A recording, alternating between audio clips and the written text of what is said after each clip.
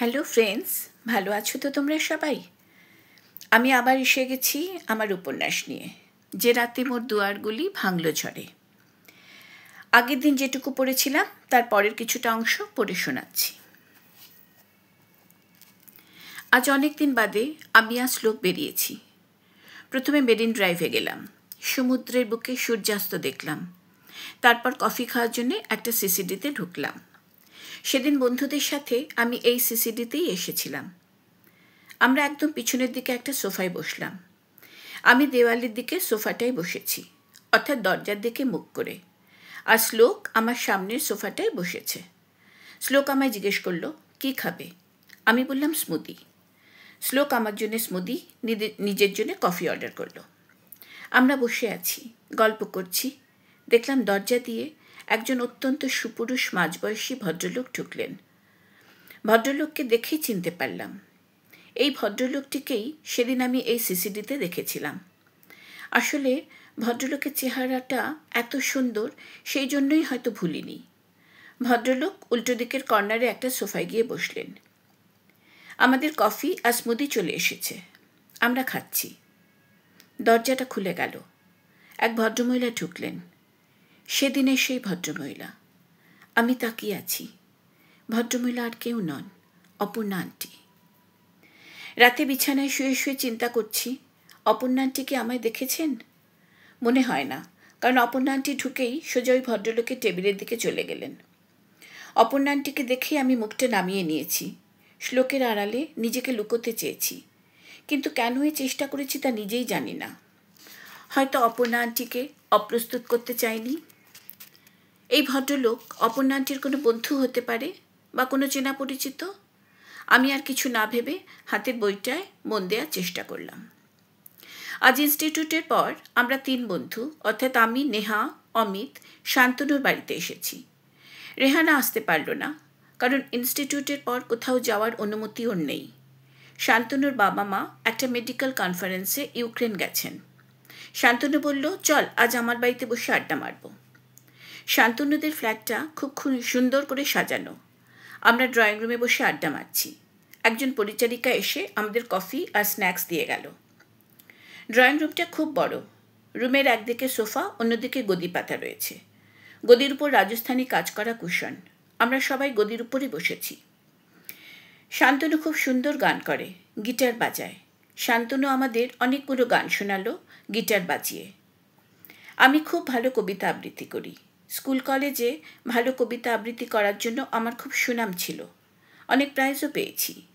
আমি 2টো কবিতা আবৃত্তি করলাম, একটা শেক্সপিয়ার থেকে আর একটা রবীন্দ্রনাথ থেকে। নেহা একটা পাঞ্জাবি ফোক গাইল। আমাদের আড্ডাটা দারুণ জমে উঠেছে, খুব ভালো লাগছে। হঠাৎ অমিত বলল, ও আমাদের কিছু বলতে চায়। এরপর অমিত যা বলল শুনে আমরা সবাই বাকরুদ্ধ হয়ে গেলাম। ও বলল, ও একজনকে ভালোবাসে। সে একজন আর কেউ না, ওর ভাবি। অমিত বলল, ও ওর ভাবিকে ভালোবাসে, বিয়ে করতে চায়। কিন্তু অমিতের ফ্যামিলি এটা কোনো দিনও মেনে নেবে না। মারওয়ারি ফ্যামিলিতে এরকম সম্পর্ক স্বপ্নেরও অতীত, এটা কেউ ভাবতেই পারে না। অমিত বলল, ও ভাবিকে আর বাচ্চাটাকে নিয়ে বাড়ি থেকে বেরিয়ে যাবে, কিন্তু তার আগে ওকে নিজেকে কিছু করতে হবে। কারণ সব কিছু জানার পর ওর ফ্যামিলি ওকে ওর ফ্যামিলি বিজনেস থেকে তো সরিয়ে দেবেই, এমনকি ত্যায্যপুত্রও করে দিতে পারে। আমরা অবাক হয়ে অমিতের কথা শুনছি। আমাদের কারুর মুখে কোনো ভাষা নেই। অমিত বলল, ওর দাদা মারা যাওয়ার পর ভাবির জন্য ওর খুব খারাপ লাগতো। ভাবির কষ্টটা ও হৃদয় দিয়ে অনুভব করত। দাদা মারা যাওয়ার পর ভাবির প্রতি বাড়ির লোকদের ব্যবহারও হঠাৎ কেমন অন্যরকম হয়ে গেল। আর ভাবিও যেন একটা অপরাধীর মতো মুখ করে নিজেকে সবার থেকে দূরে সরিয়ে রাখত। অমিত সবসময় চেষ্টা করত কিভাবে ভাবিকে খুশি করা যায়, কিভাবে ভাবির কষ্টটা একটু কম করা যায়। বাড়িতে সবাই যখন একসঙ্গে বসতো, গল্প করতো, খাওয়া দাওয়া করতো, ভাবিকে কেউ ডাকতো না।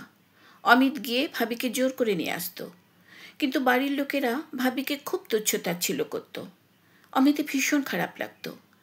এইভাবে ভাবির কষ্টটা অনুভব করতে করতে অমিত নিজেই জানে না ও ভাবিকে কখন ভালোবেসে ফেলেছে।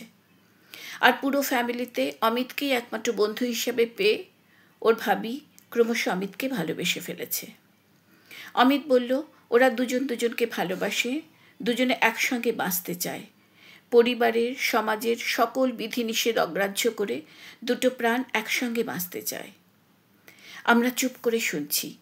অমিতের মতো একটা হাসি খুশি, চঞ্চল, প্রাণোচ্ছল মানুষের ভিতরেও যে এত গভীরতা থাকতে পারে তা সত্যিই ভাবা যায় না। আমরা অমিতকে আশ্বাস দিলাম যে অমিত একা নয়, আমরা 4 বন্ধু সব সময় ওর পাশে আছি। সময়ের রথ কিভাবে নিঃশব্দে এগিয়ে চলে বোঝাই যায় না। দেখতে দেখতে পুজো এসে গেল। আজ ষষ্ঠী, আগামীকাল রিক আসছে। অপর্ণা আন্টি খুব খুশি। আন্টি নিজের হাতে রিকের জন্য নানা রকম খাবার বানাচ্ছেন। শ্লোকও খুব খুশি। শ্লোক রিকের থেকে 2-1 বছরের বড়। দুজনের মধ্যে দারুণ দোস্তি। এর মধ্যে একদিন অপর্ণা আন্টি এবং অনিমেষ কাকু আমাকে শপিংয়ে নিয়ে গেছিলেন। আমার কোনো বারণ না শুনে আমার জন্য অনেক কিছু কিনলেন। শ্লোক আর রিকের জন্য জামা কাপড় কেনা হলো।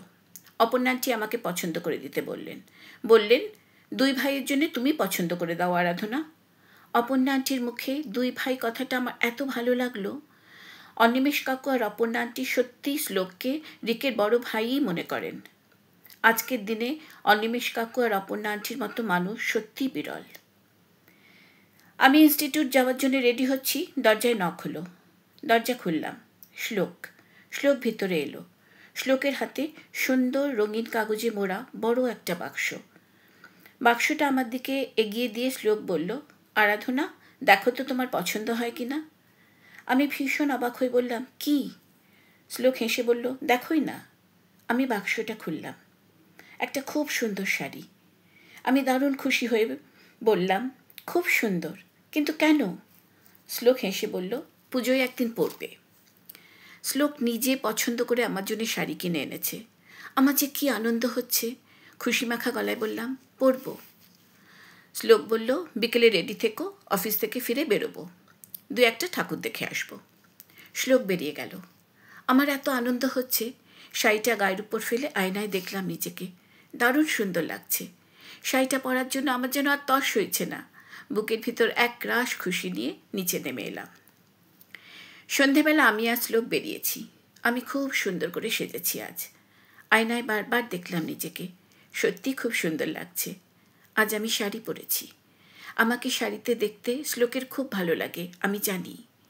শ্লোকের দেয়া শাড়িটা রেখে দিয়েছি অষ্টমীর দিন পরব বলে। ওটা পরেই অঞ্জলি দেব ঠিক করেছি। মুম্বাইতে গণেশ পুজো বিখ্যাত। গণেশ চতুর্থী এখানে প্রধান উৎসব। তবে দুর্গাপুজোও কিছু কম হয় না। বাঙালি ক্লাবগুলোতে দুর্গাপুজো হয়। এছাড়া কিছু বড় বড় বাঙালি সেলিব্রিটিদের বাড়িতেও দুর্গাপুজো হয়। আমরা ঘুরে ঘুরে কয়েকটা পুজো দেখলাম। আজ লোককে যেন একটু অন্যমনস্ক লাগছে। গাড়ি চালাতে চালাতে বারবার ঘুরে ঘুরে আমাকে দেখছে। কিছু একটা বলতে চাইছে, কিন্তু বলতে পারছে না। এবার আবার চোখাচোখি হওয়াতে আমি চোখে চোখে জিজ্ঞেস করলাম, কি? শ্লোক কিছু বলল না, চোখটা নামিয়ে নিল। কিছু দূর গিয়ে একটা সাইড করে গাড়িটা দাঁড় করালো। ঘুরে বসলো আমার দিকে। গভীর কালো 2 চোখ আমার চোখের উপর রেখে বলল, আরাধনা, সেদিনের সেই গুরুদক্ষিণাটা আজ যদি চাই দেবে? আমার বুকের ভিতর দুরন্ত আলোড়ন, ভয় আর খুশি মেশানো এ এক অদ্ভুত অনুভূতি। আস্তে করে মাথা নাড়লাম, দেব। শ্লোক আমার 2 চোখে চোখ রেখে 2 হাত দিয়ে আমার মুখটা তুলে ধরল। গভীর অনুরাগের সঙ্গে বলল, ভালোবাসি তোমায় আরাধনা, সেই ছেলেবেলা থেকে। শ্লোক ওর মুখটা নামিয়ে নিয়ে এলো আমার মুখের খুব কাছে। আমার 2 চোখ বন্ধ হয়ে এলো ভালোবাসার গভীর আবেশে। শ্লোক আমার কপালে, 2 চোখের পাতায়, আমার 2 গালে গভীর ভালোবাসায় ওর ঠোঁট দুটো ছোঁয়ালো। তারপর 2 পুরু ঠোঁট দিয়ে অত্যন্ত আবেগের সঙ্গে আমার ঠোঁট দুটো স্পর্শ করল। আমার ভালোবাসার প্রথম চুম্বন। তারপর কত যুগ, কত কাল ধরে সময় ওইখানেই থেমেছিল, আমি জানি না। এরপর আবার আর একদিন, কেমন?